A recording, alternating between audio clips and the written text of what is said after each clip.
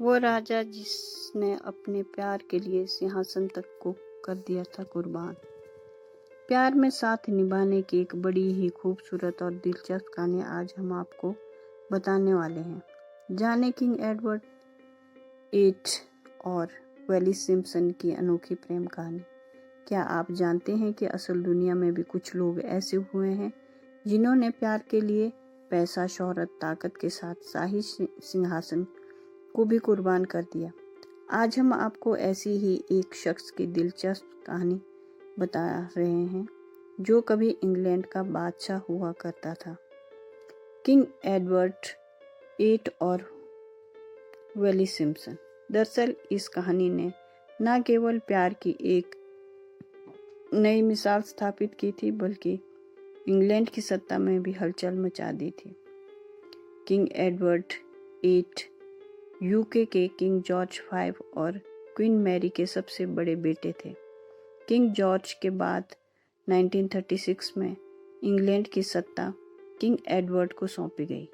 उनका पूरा नाम था Edward Albert Christian George Andrew Patrick David, जो आगे चलकर एडवर्ड एट के नाम से जाने गए। वो क्वीन एलिजाबेथ II के पिता किंग जॉर्ज VI के बड़े भाई थे।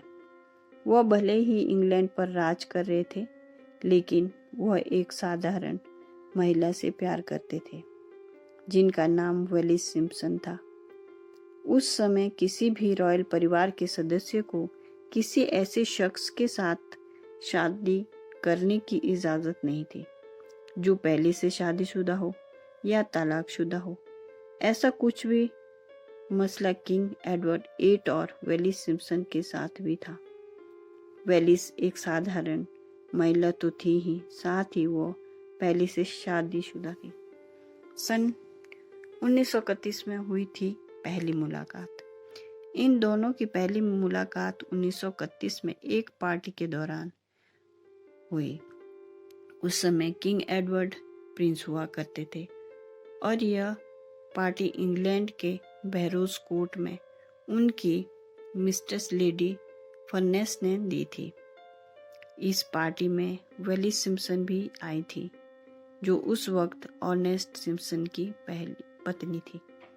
वेलिस सिम्पसन की यह दूसरी शादी थी और वे कुछ सालों से इंग्लैंड में रह रही थी, लेकिन उनकी बोली से यह साफ पता लगाया जा सकता था कि वो अमेरिकन थी। इस पार्टी के दौरान ही पहली बार प्रिंस एडवर्ड और उनकी मुलाकात हुई थी। इसके बाद से ये अक्सर मिला करते थे। वेलिस सिम्पसन ने प्रिंस को अपने घर डिनर पर आमंत्रित किया, जिसके बाद ये दोनों के बीच करीबियां बढ़ी और मुलाकातें भी। दोनों की बढ़ती नज़दीकियां सभी की नज़रों में भी आने लगी, जिससे कई सवाल भी उठने लगे। हालांकि प्रिंस ने वेलिस सिम्पसन के साथ चल रहे अपने अफेयर को छिपाने की कोशिश की, लेकिन तब तक काफी देर हो चुकी थी। लोगों के मन में बढ़ते शक के बावजूद एडवर्ड अपने कई इवेंट्स में वेलिस सिम्पसन को बकिंगम पैलेस का न्योता देते रहे। प्रिंस मिस सिम्पसन को कई तोहफे भी देते थे, जिसने लोगों के शक को यकीन में बदलना शुरू कर दिया। प्रिंस ने कुछ ऐसे ही तोहफे भी दिए थे जो उनके परिवार की विरासत थी। 1936 में प्रिंस से बने किंग एडवर्ड एक तरफ दोनों का प्यार परवान चढ़ रहा था, तो दूसरी तरफ किंग जॉर्ज V अपनी अंतिम सांसें ले रहे थे। 1936 में किंग जॉर्ज V का निधन हुआ और प्रिंस एडवर्ड के सिर इंग्लैंड की मोनार्की का ताज सजाया गया। एक राजा और एक शादीशुदा महिला के बीच प्यार रॉयल परिवार के लिए किसी कलंक से कम नहीं था। वेलिस सिम्पसन के कहने के बावजूद किंग एडवर्ड ने अपने रिश्ते को छिपाने से इनकार कर दिया। वेलिस सिम्पसन न सिर्फ उस समय शादीशुदा थी, बल्कि पहले से भी उनका एक बार डाइवोर्स हो चुका था। यही वजह थी कि इंग्लैंड की जनता, चर्च और सत्ताधारियों को यह बात हजम नहीं हो पा रही थी। जब किंग एडवर्ड VIII ने वेलिस सिम्पसन से शादी करने के अपने इरादे को जाहिर किया तो उस वक्त उनका काफ़ी विरोध हुआ। विरोध को देखते हुए किंग एडवर्ड ने वेलिस सिम्पसन के साथ मार्गनेटिंग मैरिज तक का प्रस्ताव रख दिया। ये एक ऐसा विवाह होता है जिसमें महिला को कोई राजसी पद नहीं मिलता, ना ही उसके बच्चे उत्तराधिकारी बन पाते हैं। हालांकि इस विवाह के प्रस्ताव को भी सहमति नहीं मिल पाई थी।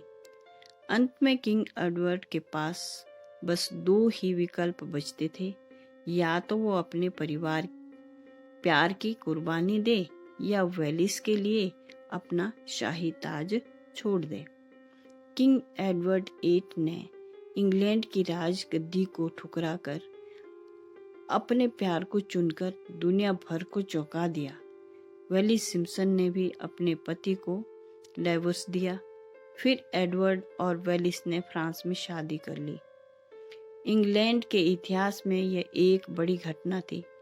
इसके बाद इनके छोटे भाई एल्बर्ट, जो आगे चलकर किंग जॉर्ज VI के नाम से जाने गए, को इंग्लैंड का राजा घोषित किया गया और एडवर्ड VIII को ड्यूक ऑफ विंटर की उपाधि दी गई। ये थी दोस्तों कहानी आज की। कैसी लगी? अच्छी लगी तो लाइक, शेयर और कमेंट करें। धन्यवाद।